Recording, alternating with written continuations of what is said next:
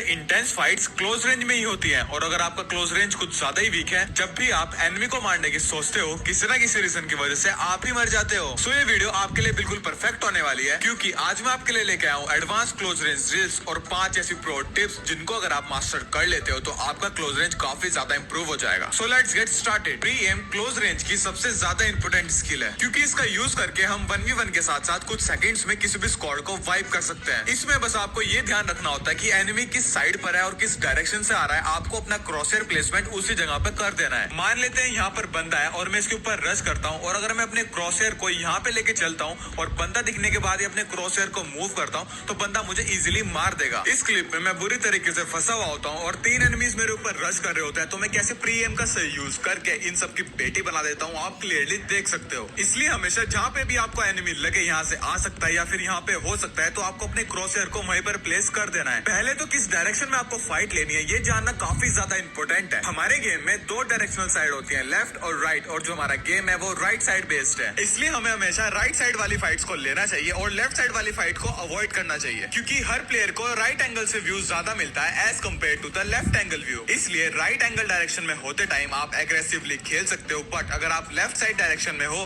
तो आपको होल्ड करके खेलना है। और कई बार आपको लगता है कि मेरे पास तो राइट एंगल है, सामने वाले एनिमी के पास लेफ्ट एंगल होगा, आप अंधा घुस जाते हो, बट आपको ऐसा बिल्कुल भी नहीं करना है। बंदा आपकी पेटी भर देगा, क्योंकि एनिमी में भी राइट एंगल सिचुएशंस होती हैं और इसलिए यूज होती है हमारी मूवमेंट्स। काफी प्लेयर्स को लगता है जिगल ही बस एक मूवमेंट है, बट ऐसा बिल्कुल भी नहीं है। जिगल बस एक मूवमेंट्स का पार्ट है जिसमें कि जंप, क्राउच, प्रोन ये सारे मूवमेंट्स भी आते हैं, और इन मूवमेंट्स को आपको सिचुएशन के हिसाब से हैंडल करना होता है। इस क्लिप में मैं एनिमीज के ऊपर रश करता हूँ और फर्स्ट वाले एनिमी को तो मैं प्री फायर देके मार देता हूँ, बट मेरी एचपी 1 हो जाती है। उसके बाद सेकंड बंदा डीपीएस लेके आता है, तो मैं उसको प्रोन एंड शूट दे देता हूँ और इसकी मदद से मैं उसको इजीली मार पाता हूँ। अब यहाँ पे बंदे ने बिल्कुल भी एक्सपेक्ट नहीं करा होगा कि मैं उसको प्रोन एंड शूट दे दूंगा, जिसकी वजह से उसकी डीपीएस मिस हो गई। आपको भी कुछ इसी तरीके से अनएक्सपेक्टेड मूवमेंट्स करने हैं जिसकी मदद से आप बंदों की पेटी बना सकते हो। अब अगर यहाँ पे मैंने आ जाओ सारे एक साथ बोल के जिगल टू जिगल फाइट ली होती तो बंदे मेरी आराम से पेटी बना देते। और आपको एक चीज ध्यान रखनी है, जब भी आप ड्रॉप शॉट मारते हो तो आपका एम भी नीचे की तरफ शिफ्ट हो जाता है, और कुछ इस तरीके से आप इसको ट्रेन कर सकते हो। और अगर बात करें जंप शॉट की, तो आपको एनिमी से चिपक कर जंप शॉट नहीं देना है, आपको थोड़ा डिस्टेंस मेंटेन करके तब जंप शॉट देना है एनिमी को। थर्ड नंबर पे आते हैं हमारे हेड शॉट्स। क्लोज रेंज में हेड शॉट्स इतने इंपॉर्टेंट होते हैं, अगर आपके मूवमेंट्स भी सही नहीं है और आप हेड को कनेक्ट कर देते हो तो आप इजीली फाइट्स को जीत सकते हो। क्लोज रेंज की फाइट जीतने के लिए 50 to 60% head shots he matter करते हैं। अगर आप हेड शॉट्स को कनेक्ट करते हो तो आप एनिमी को 1 से 2 सेकंड के अंदर मार सकते हो और एनिमी को पता भी नहीं चलेगा कि वो कब लॉबी में पहुंच गया। हेड शॉट्स को कनेक्ट करने के लिए आपको अपने क्रॉसहेयर को एनिमी के हेड वाली पोजीशन पे प्लेस करके रखना है, और जैसे ही एनिमी आपके रेडार में आएगा आपके हेड शॉट्स अपने आप कनेक्ट हो जाएंगे। आप इस क्लिप में क्लियरली देख सकते हो, मैं अपने क्रॉसहेयर को पहले प्लेस कर लेता हूँ एनिमी के हेड लेवल पे, और जैसे ही एनिमीज मेरे रेडार में आते हैं मैं उनकी पेटी बना देता हूँ 1 by 1। हेडशॉट्स कनेक्ट करने की एडवांस ड्रिल मैं आपको वीडियो में आगे बताने वाला हूँ। उससे पहले हम बात कर लेते हैं हमारे 4th पॉइंट की, जो की है प्री फायर। जब भी हमें लगे कि एनिमी यहाँ से निकल सकता है या फिर यहाँ पे हो सकता है और उसी डायरेक्शन में हम फायर कर देते हैं, उसी को हम प्री फायर कहते हैं। यहाँ पर 2 एनिमीज मेरे टीममेट्स को मार के मेरे ऊपर रश कर रहे होते हैं और मैं प्री फायर की मदद से इन दोनों को इजिली मार देता हूँ। प्री फायर काफी ज्यादा इंपोर्टेंट होता है, जिसकी मदद से आप लो एचपी में भी और इंटेंस सिचुएशन में भी फाइट को जीत सकते हो। लास्ट आती है हमारी एम ट्रेसिंग। बंदा जब क्लोज रेंज में या फिर मिड रेंज में भाग रहा होता है तब इस चीज का यूज करा जाता है। ट्रेसिंग की प्रैक्टिस करना काफी ज्यादा इंपोर्टेंट हो जाता है अगर आपको क्लोज रेंज की फाइट्स जीतनी है। अब बात करते हैं एडवांस क्लोज रेंज ड्रिल्स की। सबसे पहले तो आपको ट्रेनिंग ग्राउंड में आके जो ये डमीज दिख रहे हैं इनके ऊपर अपने एम को शिफ्ट करना है। फटाफट जितनी जल्दी शिफ्ट कर सकते हो और ट्राई करो हेड पे एम करने की। इस ड्रिल को प्रैक्टिस करने से आपकी मसल्स ओपन अप हो जाएंगी। अब बात करते हैं ड्रिल नंबर 2 की, और ये ड्रिल काफी ज्यादा एडवांस है। आपको स्टैंडर्ड ट्रेनिंग में आके हेल्थ ऑफ द टारगेट को करना है 170 और मूवमेंट स्पीड को भी कर देना है 170, फिर वापस से हेल्थ ऑफ द टारगेट को कर दो 100, हेलमेट और आर्मर लेवल को कर दो लेवल 3 पर, और इफेक्टिव पार्ट्स को हेड कर दो। बस अब आपको कुछ इस तरीके से ट्रेनिंग करनी है। आपको अपना एम रखना है कहीं और अचानक से शिफ्ट कर देना है इस डमी के ऊपर। इस ट्रेनिंग को करने में आपको काफी ज्यादा इरिटेशन होगी, बट अगर आप इसको मास्टर कर लेते हो तो आप बंदों को इजीली हेडशॉट्स कनेक्ट कर पाओगे। नेक्स्ट ड्रिल को प्रैक्टिस करने के लिए आपको जाना है सिमुलेशन ट्रेनिंग में। स्टार्टिंग में आपको डिफिकल्टी लेवल 2 पर प्रैक्टिस करनी है, बट कुछ टाइम बाद आप इसको डिफिकल्टी लेवल 3 पर भी प्रैक्टिस कर सकते हो। इस ड्रिल को प्रैक्टिस करने से आपको बिल्कुल भी बोर नहीं होगा, क्योंकि इसमें रियल बंदे आते हैं, आपको डमीज वाली फीलिंग नहीं आएगी। नेक्स्ट ड्रिल को प्रैक्टिस करने के लिए आपको वापस से आ जाना है इसी लोकेशन पर, सेलेक्ट करना है स्टैंडर्ड ट्रेनिंग और हेल्थ ऑफ द टारगेट को करना है 150 और मूवमेंट स्पीड को भी कर देना है 150,